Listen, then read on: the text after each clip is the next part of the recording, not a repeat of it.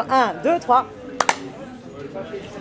Eh bien, c'est notre premier commun café. Ouais, on va faire ça toutes les semaines, oui. Hein, Claudio? Bonjour les Parisiens et les Parisiennes. Alors moi, je vous présente Claudio Pulgar-Pinot, qui est militant pour le droit à la ville, qui lutte contre la gentrification, militant associatif, et qui lance avec moi l'appel « Décidons nous-mêmes ».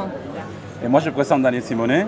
Vous les connaissez peut-être plus que ma personne, mais elle est conseillère de Paris, de l'opposition. Et on s'est rencontrés dans les luttes, dans les quartiers de Paris, dans plusieurs luttes, et on se lance ensemble. Et donc on s'est dit que ça serait bien de faire ce petit commun café pour toutes les semaines vous proposer à la fois un petit échange sur l'actualité, le dossier de la semaine, et puis qu'est-ce qu'on a déjà fait la semaine dernière et qu'est-ce qu'on prévoit de faire la semaine prochaine dans le cadre de la démarche communaliste qu'on veut lancer Décidons nous-mêmes. Et on profite de vous présenter aussi des petits coins de notre Paris. Vous connaissez ici? Ici, c'est un café super important. C'est le Lieu-dit. Voilà, c'est un café citoyen engagé à Paris. Voilà, et c'est ce café-là qui est 6 rue Sorbier dans le 20e arrondissement. On est dans le 20e arrondissement. Et vraiment, on vous le recommande. Alors le dossier de la semaine. C'est un lieu mythique. Ah bah oui, c'est. Tout le monde doit connaître. Tout le monde qui est engagé ou qui va s'engager. Le dossier de la semaine, Claudio. Les dossiers de la semaine, on est à la rentrée. Ouais. Il y a plein de sujets de discussion, la rentrée politique aussi. Et les dossiers de la semaine, c'est les logements. C'est pas que la semaine, c'est un dossier un peu ancien déjà à Paris. Oui, mais il y a tout un article qui est sorti et qui montre que ça y est, on a dépassé le 10 000 € le mètre carré à Paris. Ouais. Alors, ils ne donnent pas les chiffres aussi sur la location, mais c'est aussi énorme. Donc on voit qu'il y a une spéculation sur la capitale qui est catastrophique et qui a des conséquences terribles parce que chaque année, c'est 12 000 habitants qui quittent Paris parce que c'est plus possible de s'y loger. Et en cette rentrée, c'est notamment 1400 élèves en moins, donc du coup plein d'écoles et de classes plein de classes qui ferment en cette rentrée. Donc c'est plus possible d'habiter Paris. Oui, cet processus de montée des prix basé sur la spéculation et la gentrification, comme conséquence de la gentrification de ça, c'est très important de dire que c'est dans les dernières 20 ans qu'il y a une montée des prix à la pierre, on va dire. Et en 99, la moyenne à Paris était de 2005. 2005 €. Vous connaissez pas, c'est de 2005 à 10 000. À 10 000, donc 4 fois plus en 20 ans. Et si on regarde les salaires, la moyenne des salaires, c'est clair que les salaires, ils n'ont pas été multipliés par 4. Tu sais, Claudio, en 2001, quand Bertrand Delanoë gagne les municipales à Paris, tu sais, je ne sais pas si tu te souviens de cette image, c'était, il brandissait les clés et tout le monde était là à brandir des clés, les clés aux Parisiennes et aux Parisiens. Bon, aujourd'hui, en fait, on ne sait pas trop qui c'est qui peut avoir des clés à Paris, pouvoir se loger. Et bien, en 2001, il y avait 36% d'ouvriers et employés à Paris, et aujourd'hui, il n'y en a plus que 25%. Donc on voit bien que la gentrification, en fait, c'est l'expulsion des classes populaires et des couches moyennes du salariat, quoi. Et à côté des chiffres, moi, on les voit bien chez nos voisins. Là. Moi-même, j'ai vécu ça dans mon quartier. Comment les gens, ils commencent ils sont obligés de partir de Paris. D'un côté, parce qu'à part les prix à la pierre, que c'est aujourd'hui, il faut être milliardaire pour acheter à Paris, ou s'endetter dans 3 vies. Il faut avoir 3 vies pour payer une dette, une hypothèque à Paris, mais par les pays des loyers aussi. Et je vois les gens partir, un après les autres. Surtout dès que tu as des enfants, en fait. Dès que tu as des enfants, tu ne peux plus. Voilà. D'un côté, les précaires, d'un côté, les classes populaires, les classes moyennes aussi, et quand tu as des enfants, ça devient impossible. C'est plus possible. Et c'est même pas possible dans la banlieue, dans la petite couronne. Non, c'est en banlieue lointaine. Bien sûr. Parce que les gens avancent là. À cause de cette expulsion. Il y a un débat, la faute à qui? Moi, je pense que c'est vraiment un échec à la fois des 3 équipes municipales successives et puis aussi des gouvernements successifs, parce qu'il y a des mesures qui relèvent du législateur et puis des mesures qui devraient relever de l'équipe municipale. Ouais. Mais on peut le voir sous l'angle de l'échec, comme on peut le voir quelque part sous l'angle de la réussite. Parce que moi, ce que j'entends en fait au Conseil de Paris, c'est qu'il justifie qu'il faut faire une politique néolibérale d'attractivité du territoire. Finalement, du point de vue de l'attractivité du territoire, c'est-à-dire l'attractivité touristique, économique, financière, ils ont réussi à rendre attractif Paris pour les investisseurs. Et finalement, ils ont bien réussi à vendre Paris aux gros intérêts privés. De ce point de vue-là, c'est la réussite des intérêts privés contre l'intérêt général. Ouais. Il y a plusieurs choses à dire autour de ça. Paris est rentré dans les réseaux des big global qui basent cette attractivité dans la financiarisation, d'un côté, dans ce processus de gentrification.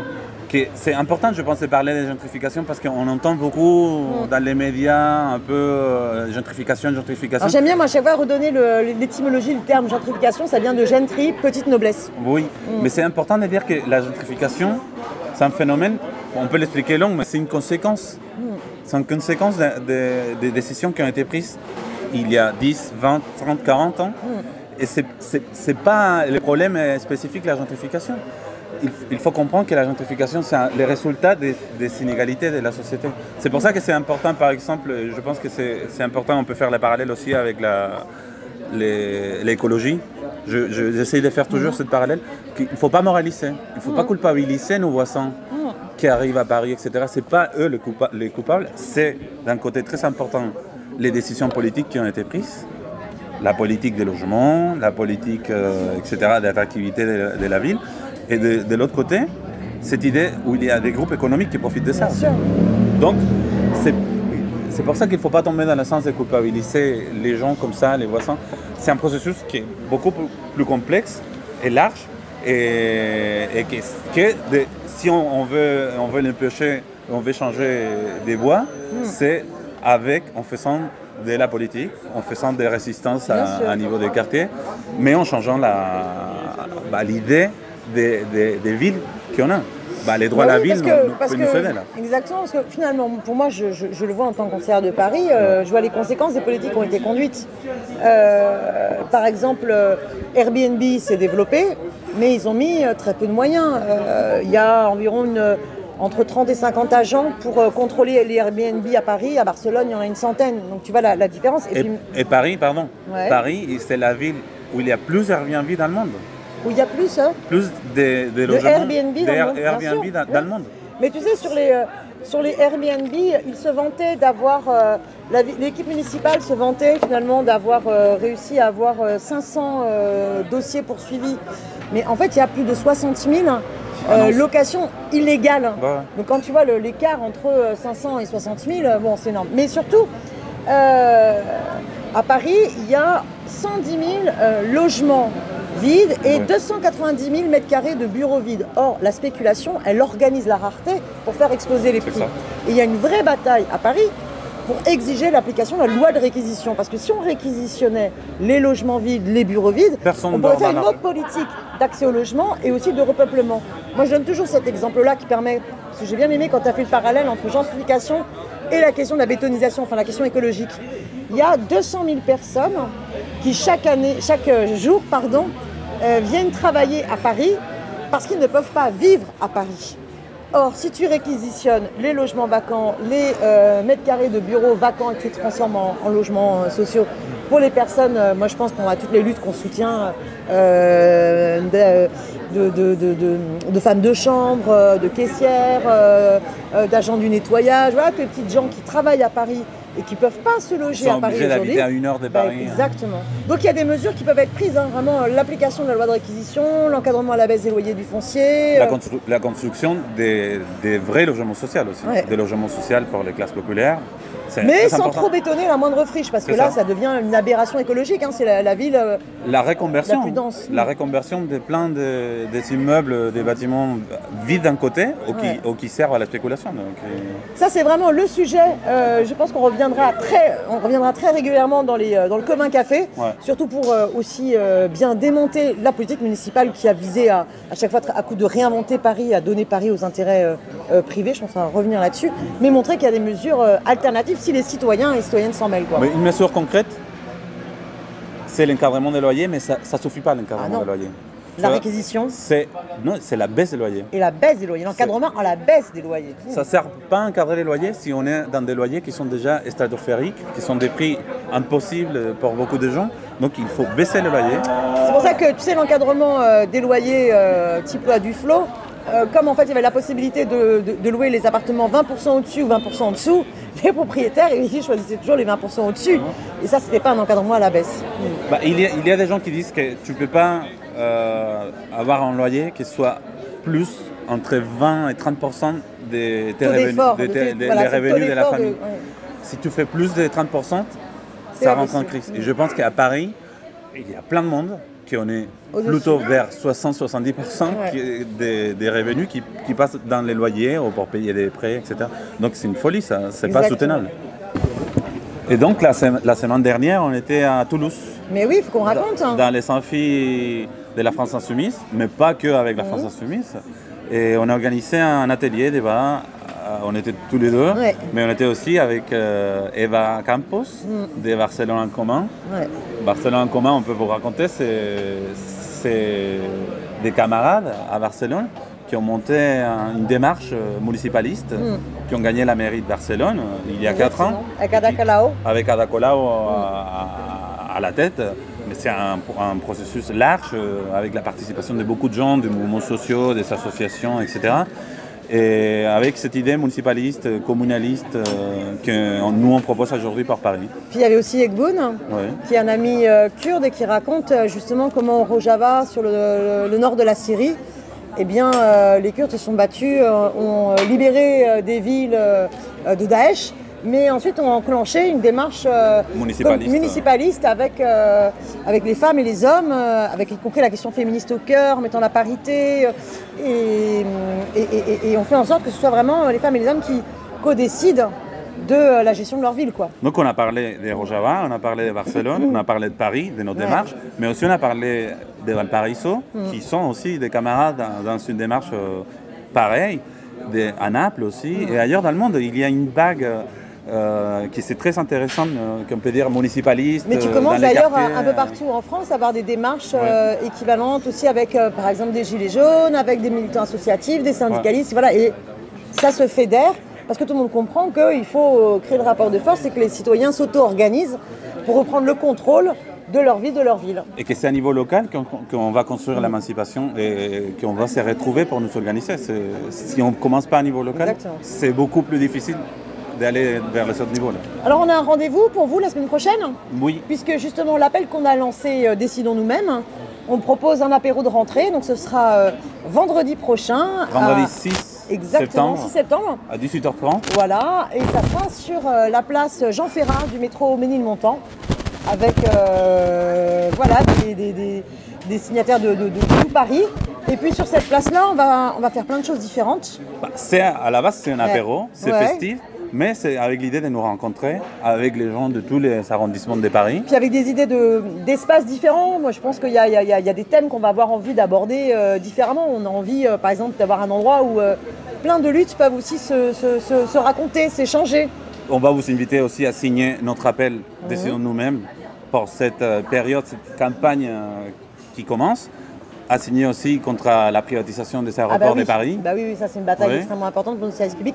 Il y a aussi un endroit où on voudrait vous présenter, on a une démarche, on souhaite faire 1000 porte-à-porte. Parce que l'idée c'est de commencer d'abord à aller parler avec les citoyens, les citoyennes, pour savoir mais qu'est-ce qui vous met en colère, qu'est-ce que vous voudriez urgemment changer sur Paris, et puis surtout est-ce que vous êtes prêts, pourquoi pas être aussi candidate, parce qu'une démarche communaliste, ça veut dire que tout le monde doit pouvoir à un moment donné être sur les listes, élaborer le programme, enfin voilà, c'est ça l'enjeu. Hein. Ça, c'est les deux choses les plus importantes, je pense, qu'on invite à tout le monde à participer, dans le sens de faire partie de cette démarche large et ouverte à tous les Parisiens, et faire les programmes avec nous. Et d'être candidat, tout le monde peut devenir maire. On va faire un espace aussi, qu'est-ce qu'on attend pour ? Comme ça, on pourra justement récolter les premières propositions, réflexions, attentes, exigences populaires. Voilà. On va faire une carte aussi avec les luttes qu'on connaît et des luttes qu'on ne connaît pas pour identifier les luttes dans Paris et pour nous fédérer, nous rassembler. J'aimerais bien aussi qu'on fasse un espace femmes, soyons candidates, parce que c'est toujours une bataille pour qu'il y ait bien autant de femmes que d'hommes qui s'engagent. Écoutez, j'espère que vous viendrez. Et puis, il va y avoir un groupe de musique aussi. Hein. On finit avec la musique. Oui. Il faut faire, vous disiez, les communards ici, quand c'était dans la commune de Paris. La commune, c'était une fête. Exactement. Donc, il faut faire comme ça. Hein. Écoutez, à vendredi 6, alors, on compte sur vous. Là, on aimerait bien vous présenter chacun un livre. Voilà. Et à chaque fois, on pourra faire ça, présenter un livre ou un spectacle ou un film, hein, ou de la musique, ou voilà. Petite séquence culture. J'ai en tête plein de films, mais je vais présenter un livre cette semaine. Ouais, tu commences? En plus, ouais, après je te laisse, parce que ça parle beaucoup de la démarche où on se lance. C'est À nous la ville de Jonathan Durand-Folco, c'est un Québécois qui a écrit ça l'année dernière. Et c'est très intéressant parce qu'il montre au niveau international comment cette démarche municipaliste est en train d'aller partout, de conquérir entre guillemets les villes, et avec l'idée de construire des communes, des communs.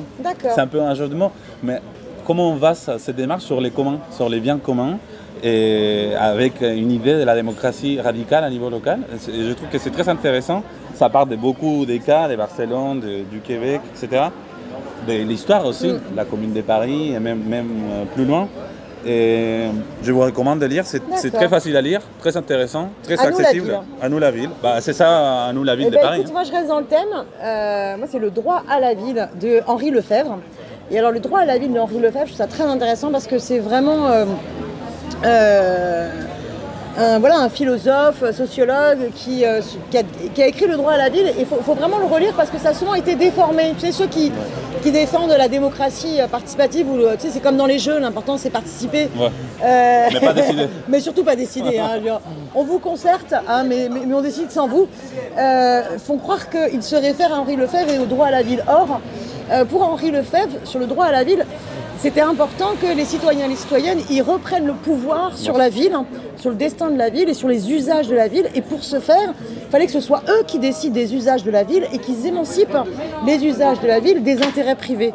Et donc c'était vraiment important parce que moi je vois toutes les batailles justement contre la privatisation des services publics, contre le fait qu'on vend le foncier à des grands groupes comme Unibail, comme Pinot,